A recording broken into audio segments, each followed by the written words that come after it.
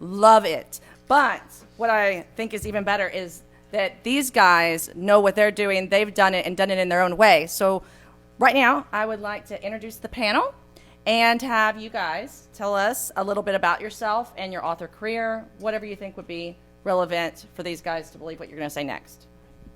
My name is Jenny Madore.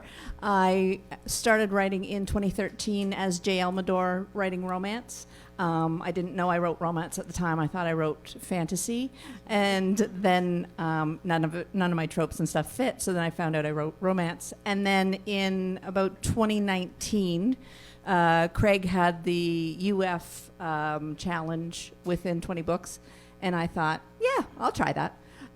So I wrote my first UF on a contest entry for Craig, and I really, really loved it. It has a lot of similarities to paranormal, and so I went from there.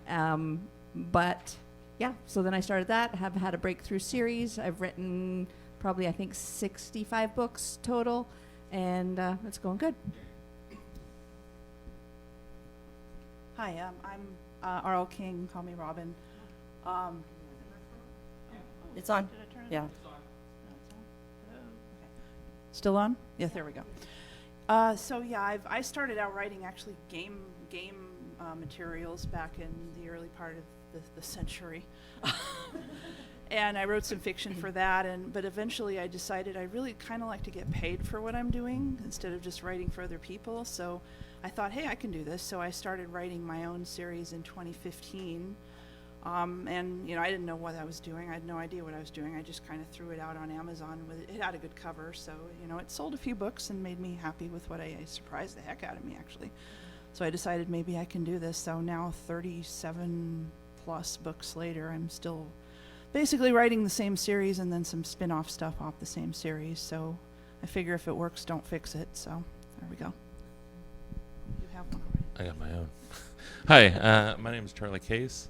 I started back in 2018, I think. And I started writing science fantasy, but nobody knows what science fantasy is. So I kind of pivoted into urban fantasy and just kind of found a home here. I'm not quite as prolific as these guys. I write a little slower, but I think I have about 17 or 18 books out. And yeah, it's been an interesting ride seeing what I started writing versus what I'm doing now, and how it kind of fits into the tropes, and how much better that does versus just kind of writing whatever. So urban fantasy is very specific of a genre. So I know y'all told us how you got into it, but why specifically? Because we could do anything in fantasy, but urban is so specific. And we're going to really try to break down what makes urban fantasy exactly what it is and what would make you successful writing in it, because we think that there could be some elements that are very unique to the genre. So starting with you, Charley, why specifically did you choose urban fantasy besides falling into it? Because I did that too. So I think the thing that I really like about urban fantasy, you always have your main character, but I think one of the big tropes is that you always have your supporting cast along with them, and they turn into this kind of almost like a family drama that happens in the background.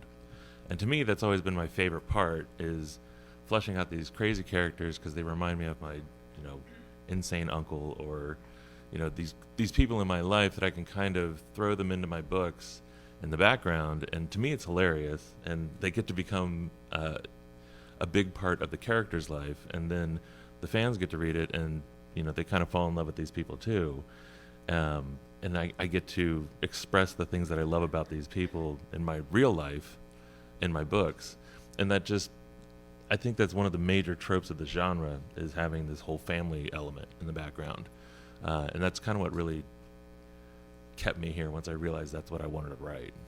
Yeah, you have to have that ragtag crew, and that's going to be one of those core components. And then once you have those guys, they can all interact, right? Yeah, but exactly. It's not as much in the other genres, maybe. Yeah, and the best part is you can have unimportant things happen that become important to the reader, because it grows that family. I remember the first time I write a lot with LMBPN, majority of the time, and then just to one off of what you're saying, because this was the most revolutionary thing that I was like, this is never going to work.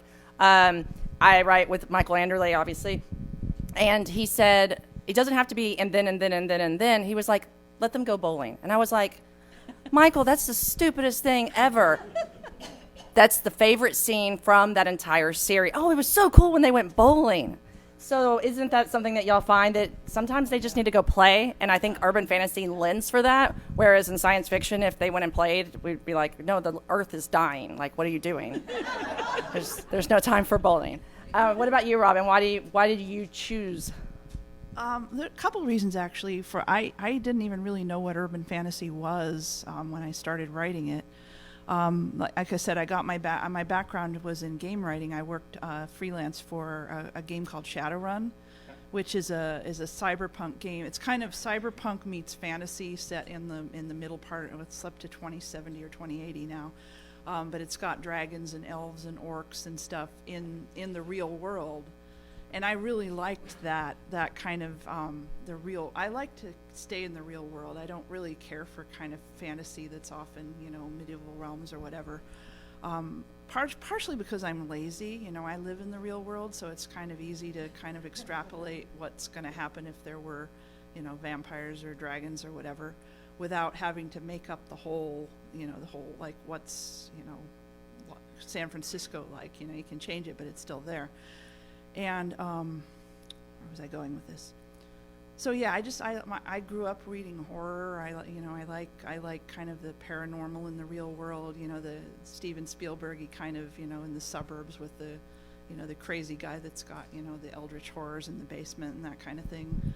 And my mother was always into like witchy stuff, and so that's kind of what I was steeped in that since I was a little kid. So it kind of made sense for me to gravitate toward that direction. Nice. What about you, Jenny? Thank you. First of all, I forgot to tell you that I write Auburn Tempest as Auburn Tempest, Chronicles of the Urban Druid. So this is my real name. So if everybody's like, I've never heard of her, I really liked the collision of a magical realm with the modern realm, and the tension and the chaos of trying to keep that a secret.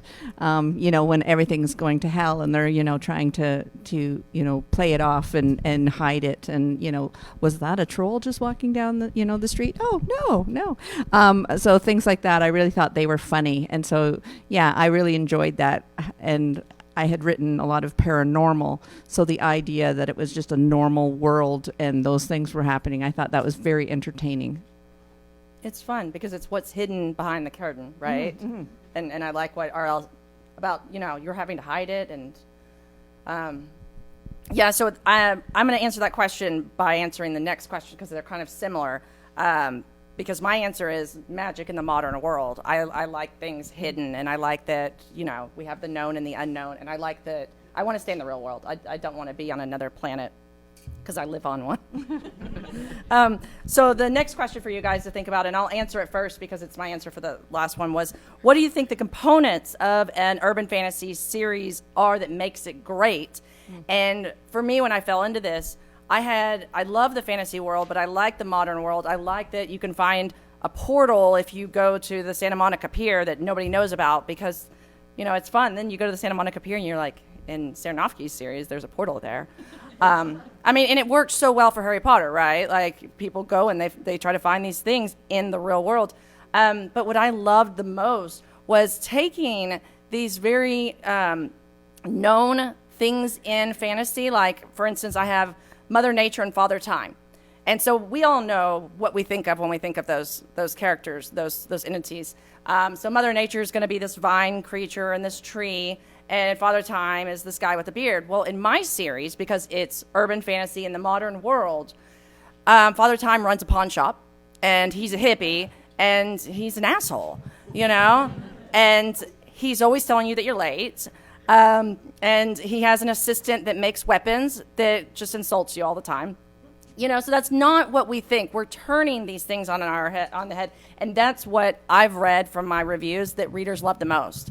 And I don't call them Father Time. I call him Papa Criolla. And I don't call it Mother Nature. I call her Mama Jamba because she has big Dallas hair and she's a Southerner and she wears tracksuits and she loves to eat pancakes. And she's always telling you that you need to fix your life. So I think that for me, it's taking those things and flipping them.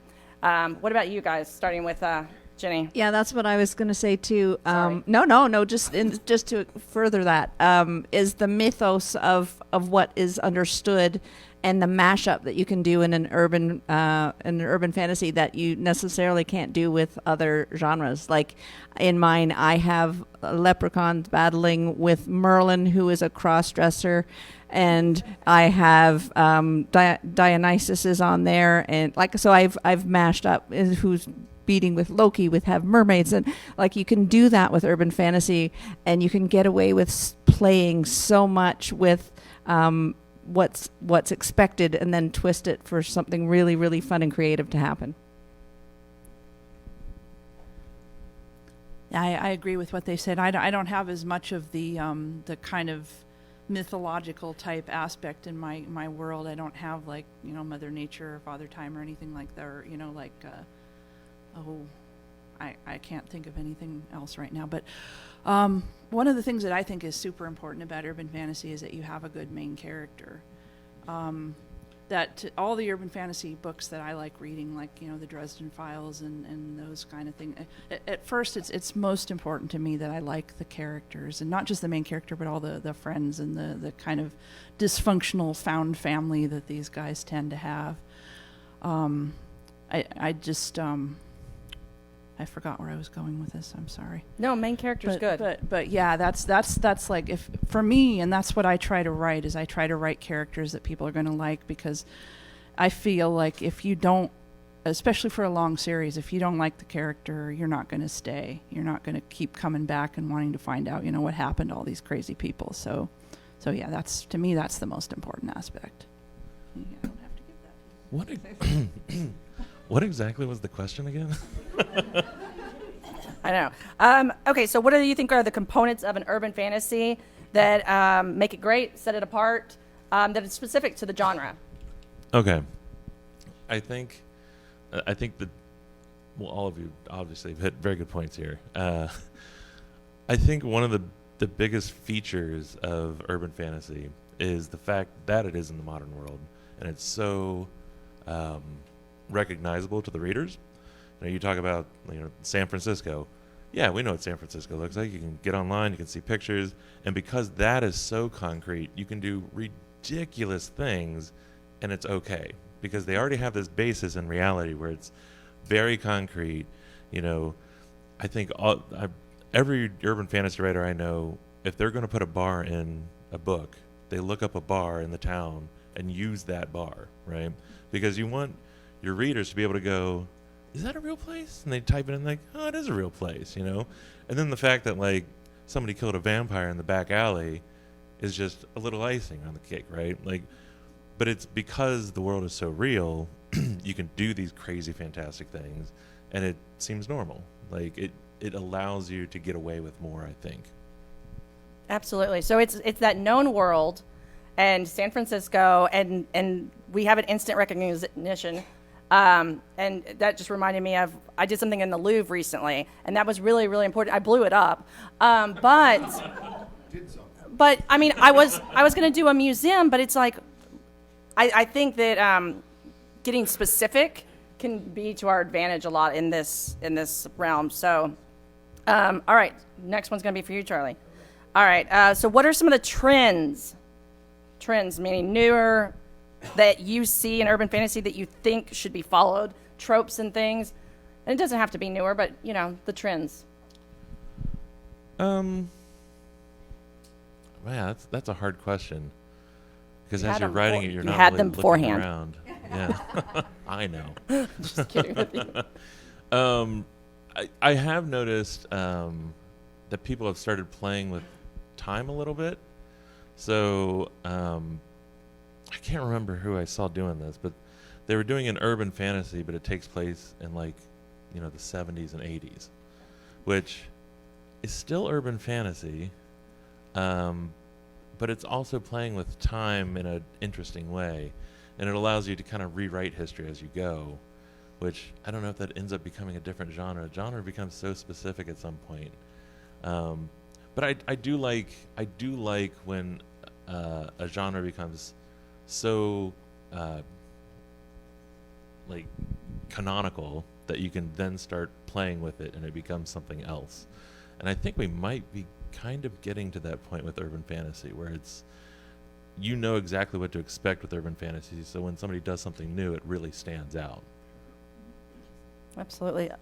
Robin, do you have trends, things that tropes that you like?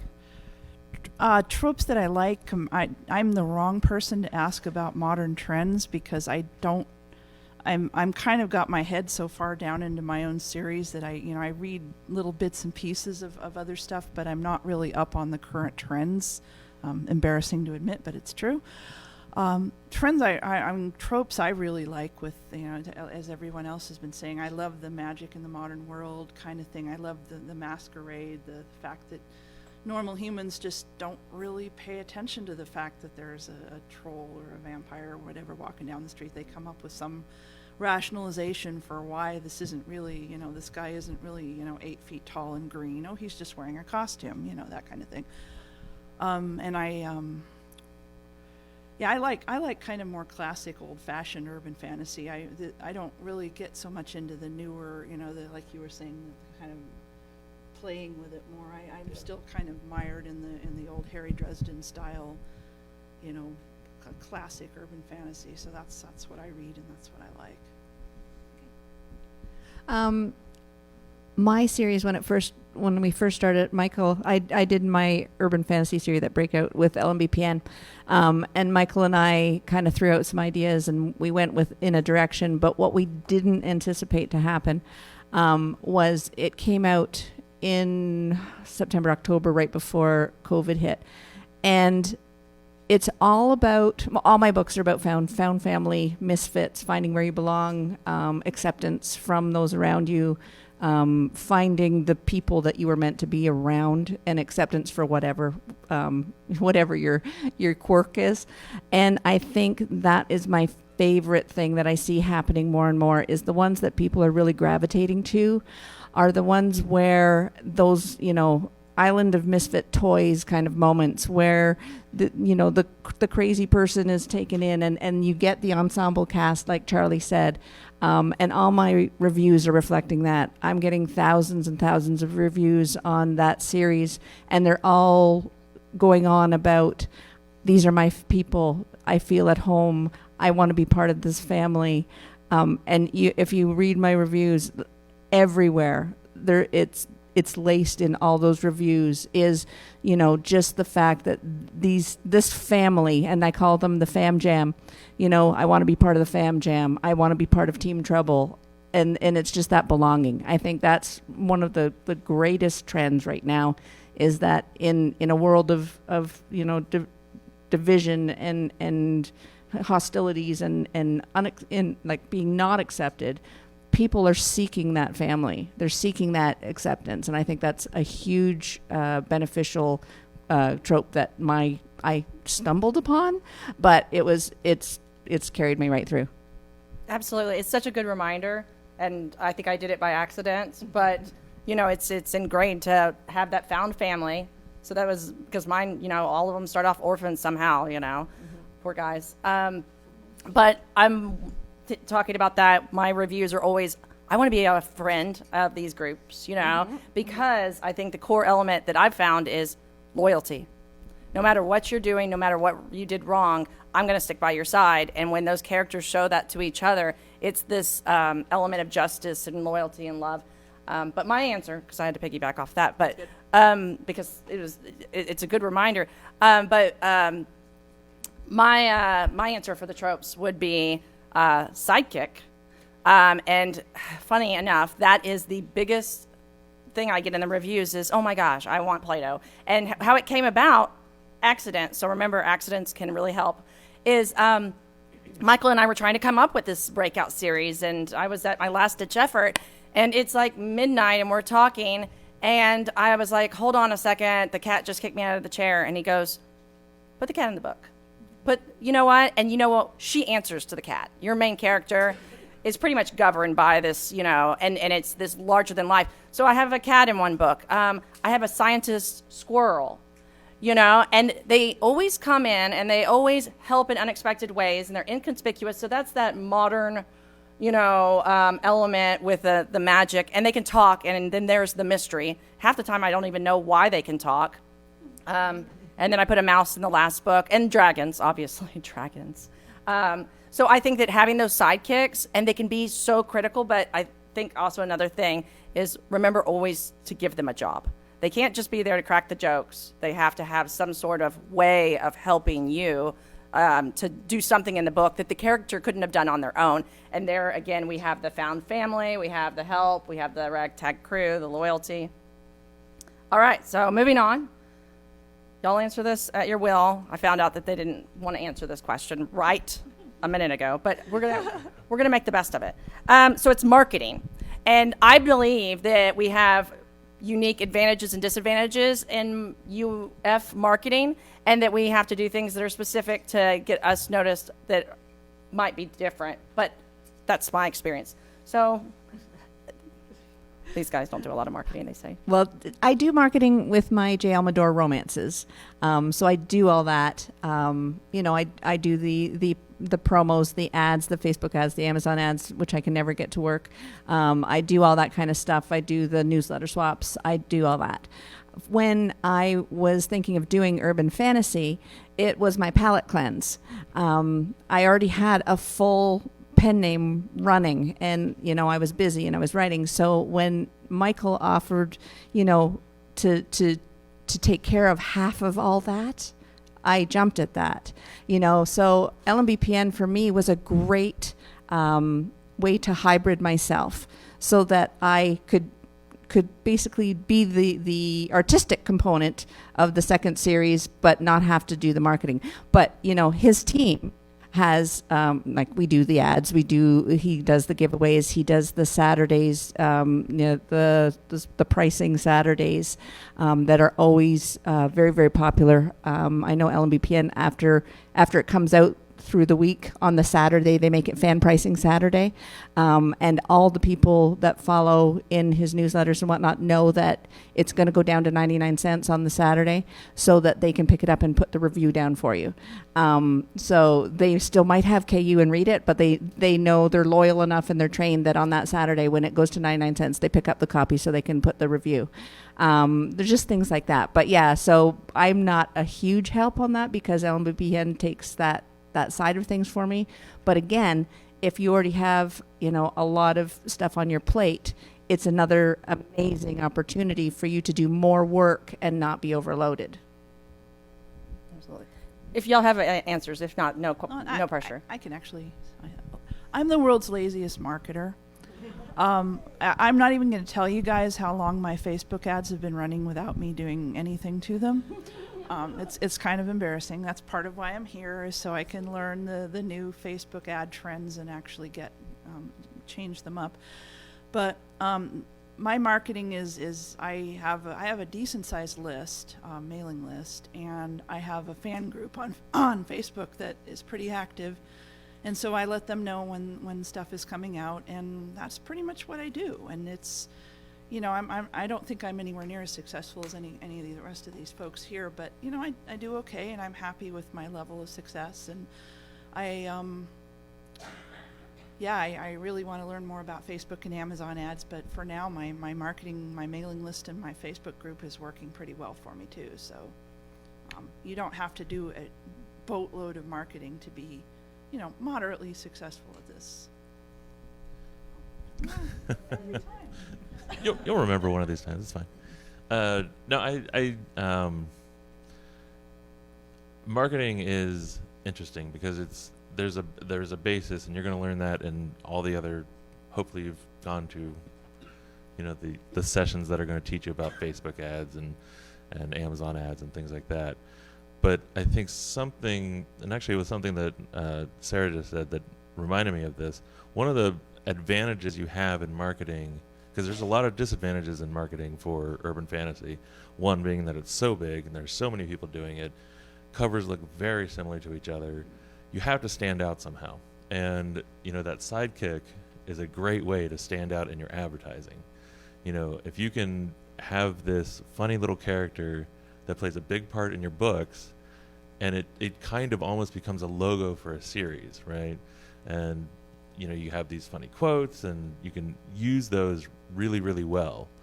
And I think that's, I mean, I know that's how I've definitely advertised a few books that way. But yeah, I think you got to take what you have that's special about your story and use that in your advertising.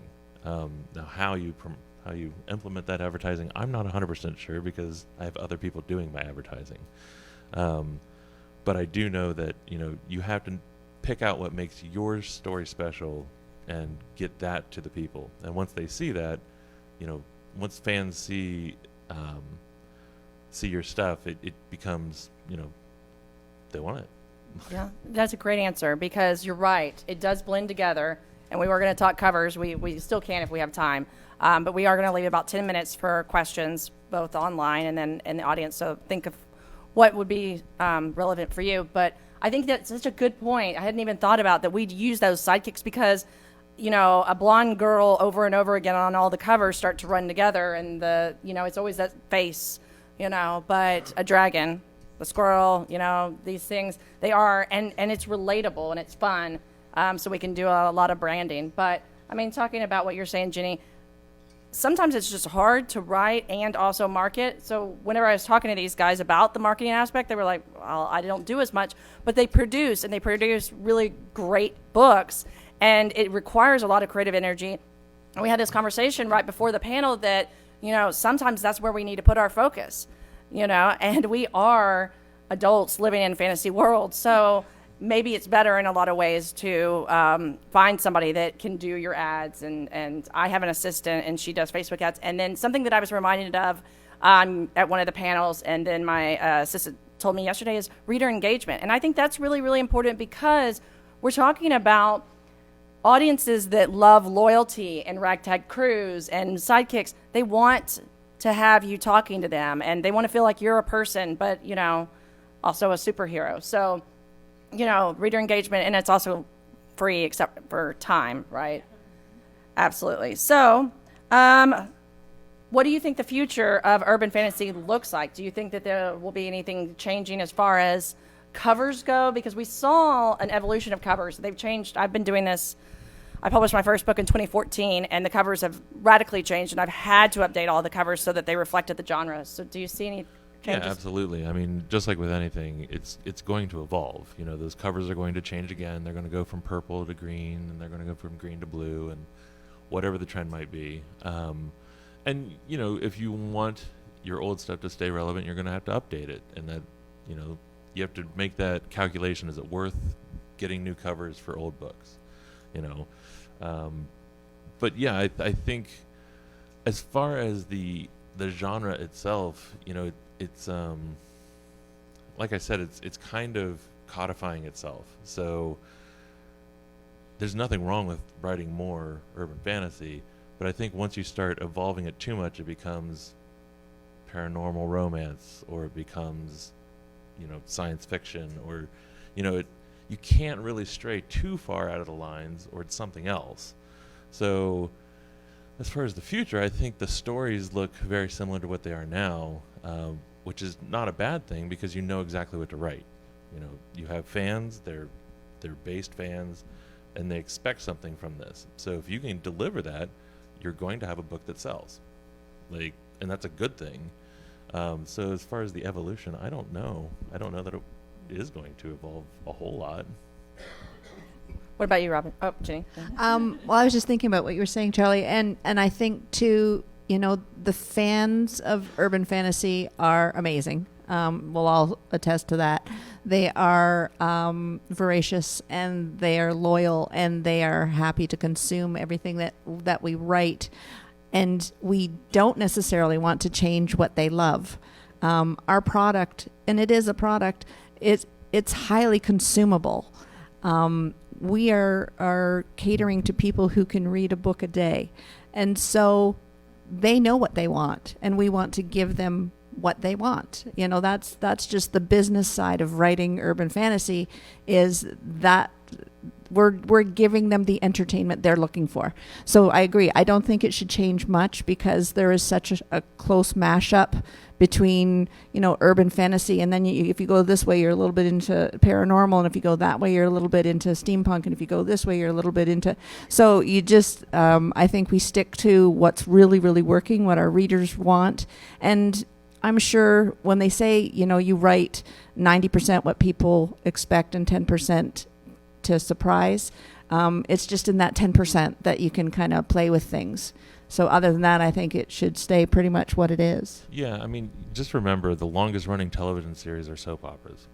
They've been running for 70, 80 years. Like, it's the same show. It's not different. Like, but that's not bad. I mean, that's what the people want. So that's fine. And if you like writing it, then keep doing it. Yeah. And it makes it a lot easier to write it because it does become a little formulaic, but, I like the 10% surprises. Robin, did you have an answer for? I mostly agree with what they said, but I just had a thought as they were talking is I have no idea what the trends are going to be like because I don't really follow trends too much, but I think people kind of tend to want a little bit of what they don't currently have, so I think things are going to kind of swing back and forth, like how sometimes vampires are popular and sometimes werewolves are popular, and whatever isn't popular is going to become popular again, I think, because that's just the way humans work. Yeah. But I think it'll kind of probably bounce around a little bit, maybe pick up a few new things that might not have been as popular before, and they'll get put into the mix and get bounced around. But I do think people do tend to want a little bit of what they don't currently have, so that's the only comment I have about that. Great answer. We're going to start taking questions in about 3 minutes, but while y'all are thinking of your questions, and you can start lining up and we'll get them from online. So what are you working on right now, and any advice that you have for that I haven't covered? Start with you, Jenny. Chronicles of the Urban Druids ended at 15. Then it became Case Files of the Urban Druids. That's at 6 right now. It's still very, very popular. We have a spin-off, which is Chronicles of Urban Elementals. It's the same world. So if you actually get your world building to a point where people are loving it, you can take side characters and do spin-offs. So I'm working on Chronicles of the Urban Elementals, Chronicles of Case Files of the Urban Druids, and as well I'm talking to Michael about a few other little side things non-related to that series, because once you spark ideas you have to let the voices speak. So there's always something happening. So maybe another series coming up for Auburn Tempest on the side of that. Well, and I think that what's important there is she found a universe that works. So when you find something that works, go with it. Don't reinvent the wheel. Make your job easier. Robin, what are you doing? Currently, I'm working on book 32 of my Stone Chronicles series. It just keeps going and going, and I haven't gotten tired of writing it yet, and people haven't gotten tired of reading it yet, so I'm just going to keep going with that. I've also got a spin-off series that was a trilogy. Well, it started out as a trilogy, but everybody says they want more, so I'll probably write more. And then I've got another spin-off trilogy in the same world. I do like the whole universe idea because it, like you said about reinventing the wheel, why not just, pick up and write something in a different part of the world that's in the same universe, and then you can have like cameos from characters from your main series show up, and readers love that. I'm also working on a cozy mystery series, which is also set in my universe, very, very tangentially. But you can really play with it if once you get your universe set up, you can do all kinds of things with it, and that's fun. Nice. Good job. I got a couple more books in the Finnegan Dragonbender series. That's with LMBPN, and then I've got a new project coming up. I can't remember if anything's been announced yet or not, but we'll see. Sneak peek. Okay, we're about to take questions. I'm going to go back to dragons because that was the huge series for me, and people love dragons. They like dragons in my universe, they like dragons doing things that dragons shouldn't do, like playing video games and telling bad jokes. So I'm going to lean into that one. And I'm going to do assassins, but they assassin bad guys. So we have a question. Come on up. Hi. Hi. So I was just wondering, since we're set in the real world, in the modern world, do we run a risk of referencing real places and things like that? Let's say, like, you blew up the Louvre Yeah. or something like that, but let's say, even on a more personal, like referencing a certain a restaurant or name or anything or setting it there, do we run a risk of getting in trouble for doing something like that? Anybody know the answer to this? Well, I don't know about trouble, but I reference them all the time. My base series is in Toronto. I'm a Toronto girl, and at first we weren't sure whether the North American, aka the U.S. market, because it's so much bigger than Canada, was going to love to learn about, the CN Tower, the Sky Dome, all those types of things. But I threw them all in there, and everybody loves it. Everybody loves to learn more about the geography and the buildings and the places around the world. Now, if you were going to do something kind of sketchy with us, I wouldn't want to get in trouble. Like, I'm always very respectful of the places and what I say about them. But yeah, I put them in everywhere because those are the signposts of people when they're visiting your world. That's what makes it real to them, is those landmarks of what they are going to find there. And they look them up. They look them up and they say, 2 blocks over from that, they could have done that. And I'm like, yep, they could have, right? So your fans are going to reference check your geography and your landmarks that you put in your story. Yeah. What about you, Charlie? Did you have something? I think this falls under fair use. Like, you can't mention Seattle without talking about, the needle, Space Needle, things like this. Like, they're public landmarks. They're in the public already. You're allowed to mention them and talk about them.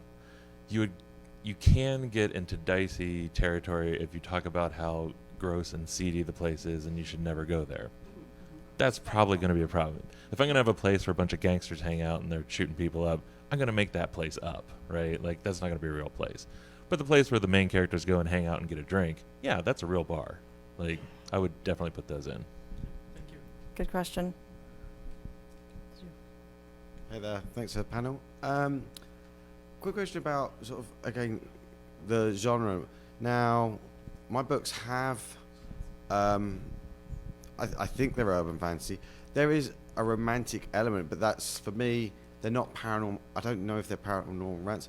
That's not the end goal, that the couple end up together. There's like a sexual tension, there's a couple of people hook up, get drunk. Like, that sort of happens, and it runs through between this sort of constant tension with these characters. But the end goal is to get the bad guy, save the day, whatever. And at the end they all sit around and go, yeah, we did it, we won. But I don't know, is the romance, if you put any romance in, is it then, that's paranormal romance? That's a good question. I was going to ask about romance. Yeah, Robin? I mean, my books hardly have any romance at all. There's actually a Facebook group called All Slaying, No Laying, which is for urban fantasy that doesn't have a romantic element in it. I think the difference, and please correct me if I'm wrong because I'm often wrong, but I think the difference between paranormal romance and urban fantasy with a romantic element in it is if you take the romance out, do you still have a story?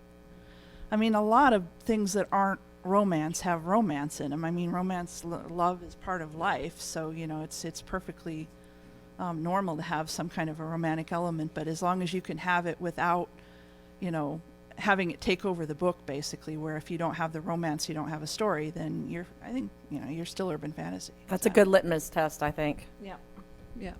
When I first started writing with Michael, he was, there shall be no romance in an LMBPN book, and I was like, but I'm a romance author.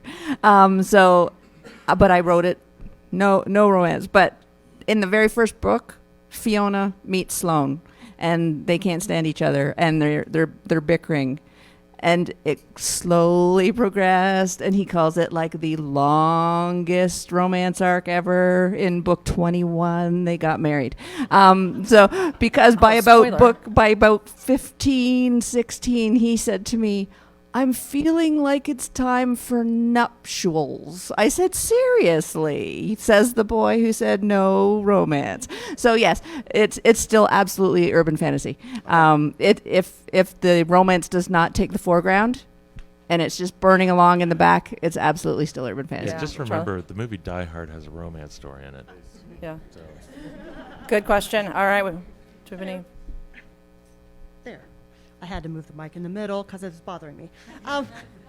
Okay, so urban fantasy. I write rural fantasy. Is this a thing?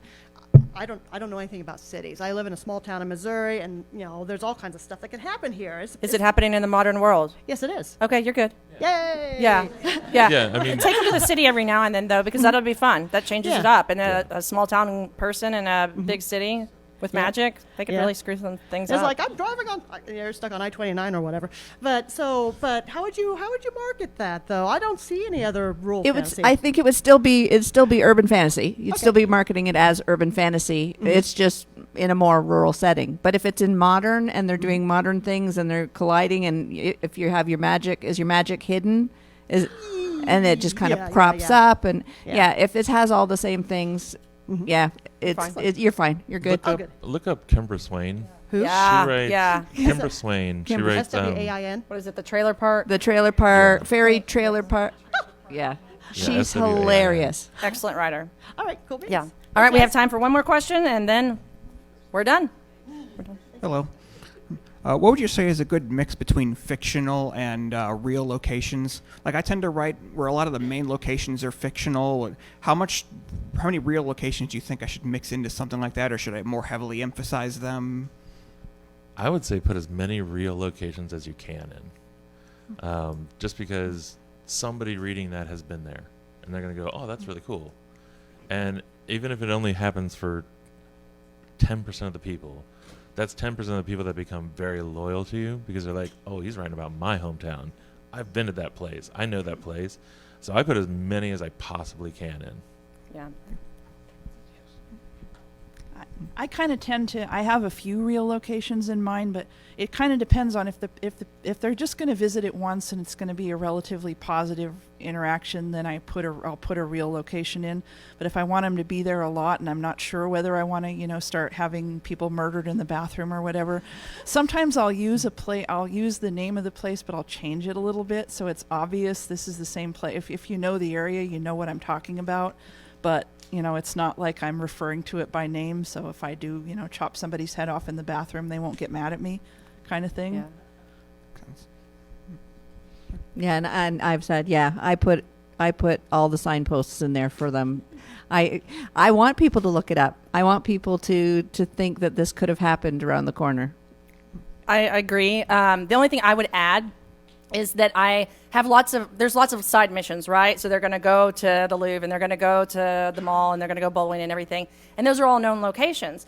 But my headquarters, which there's always a main headquarters that's magical with secret passageways that's, fantastical, is always fictional because that's got to be larger than life. I have a castle that's, alive.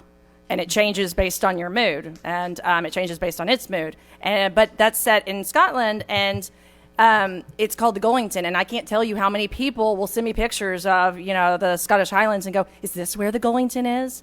I'm going to go and find it. So we want to play to those strengths because our readers want to be in the real world, and they want to escape it. So give them both.